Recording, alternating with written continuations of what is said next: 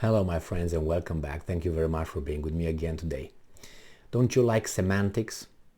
You know, hey honey, I was not having sex with that lady. I was teaching her how to wrestle. Okay, so the same here. Euphemisms and semantics.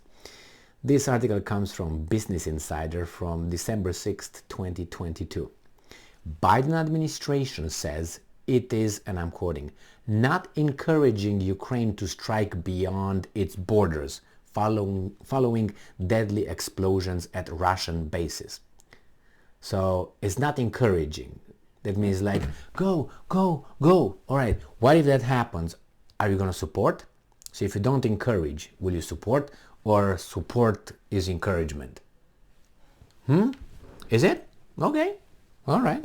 So it's not encouraging, but doesn't say don't do it. And I don't think the Biden administration should have any opinion on that. You just say, you know, there's none of my business, because this is what's going to happen.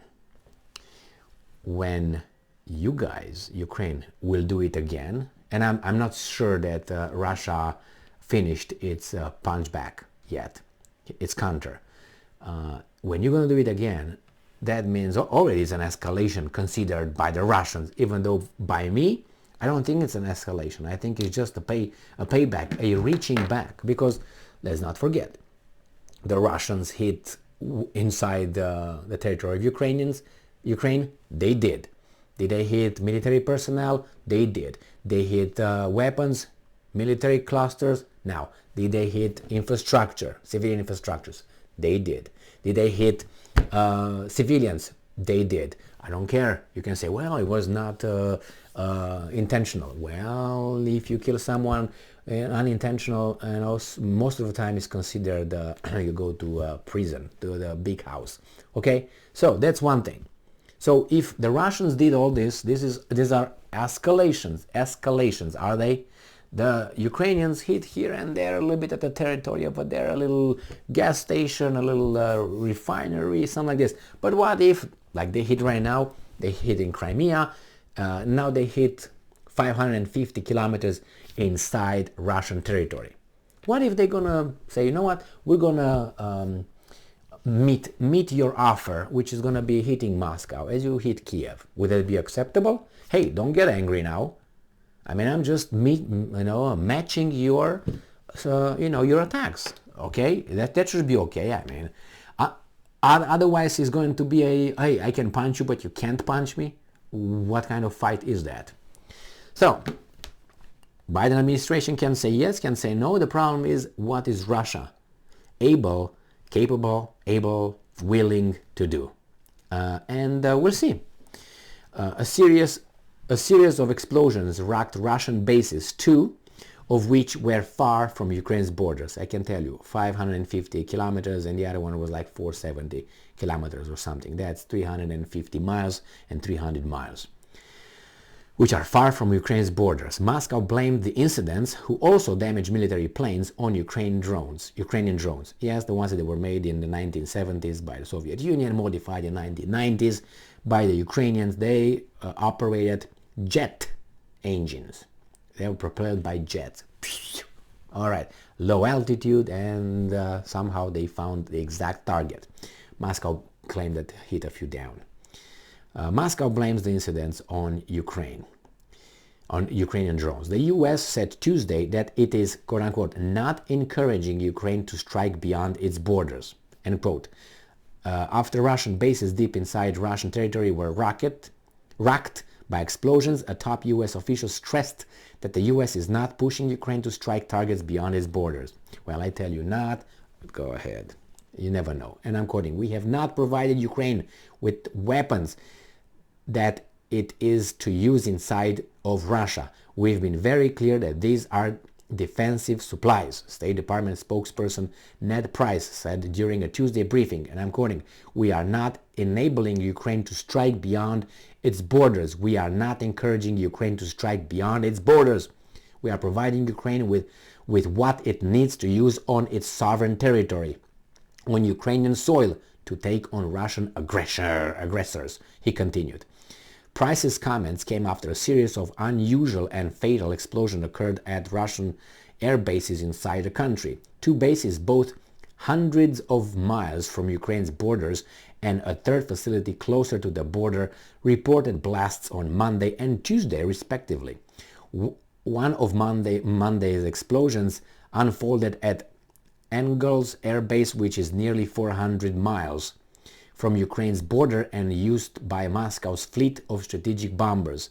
The other explosion that day took place at the Diaghilevo Air Base just southeast of Moscow. The two incidents killed and injured multiple people and damaged several planes.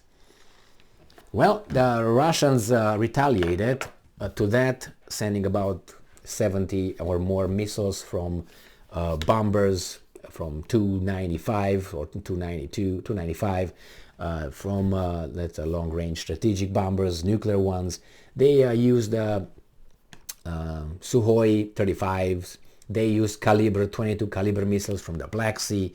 They used missiles, guided missiles from surface to surface and all that. So they did all that. Ukrainians claim that, hey, we downed more than 60 out of 70. So good for you. But somehow all those 10 or less than 10 hit the right targets. They had such a precision, which the Russians have 20% accuracy based on the reports coming from Ukraine again. So if you take 20% of, let's say, 10, that means there's two. Two missiles actually were able to hit the targets they were supposed to. The other 8 hit here and there, all that. And the rest were blown bam, bam, bam, bam by the Ukrainians. That's how it goes based on their statements. That means those two were capable to leave Odessa with no water and no electricity for a day and a half. And most of Ukraine, again, about 40 or 60% of Ukraine with no water and no electricity. Those two missiles. Just a second, let me take my violin and play you a little bit here, okay? What do you want? We want Vivaldi? What do you want? Maybe you want some Paganini? Which one you want? Anyway, the problem is they're all lie. But the fact is the Ukrainians were able to do that, and they are entitled to do whatever they want. The problem is the other guys are going to retaliate. They already did Monday. Today's Tuesday. I didn't hear of any massive attacks coming from Russia. I'm pretty sure they are getting something ready for the Ukrainians. And we'll see. I am expecting, not like, oh, it's going to happen.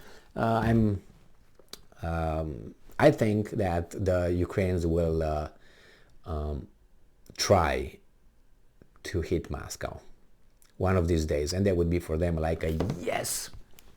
And I wonder how Russia will retaliate with that one, if they still have anything to retaliate with. Because according to Ukrainians, again, the Russians are, I don't know, scraping the bottom of their barrel of missiles and the change, getting the change out and trying to hit whatever they got. We'll find out. But imagine that one of these drones, jet-propelled drones, will hit, I don't know, the outskirts of Moscow. I think these guys are going to be like, not good, not good. So, not good for the Russians, but the other ones will be like, yeah, see, we can do it. Good, good. Did the Americans help them? I don't know. I don't think so. But who knows? Who knows? The problem is the Americans do not encourage them because they know that the Russians probably are going to up their game, elevate things, and it's not going to be good for the Ukrainians. But I hope it doesn't happen.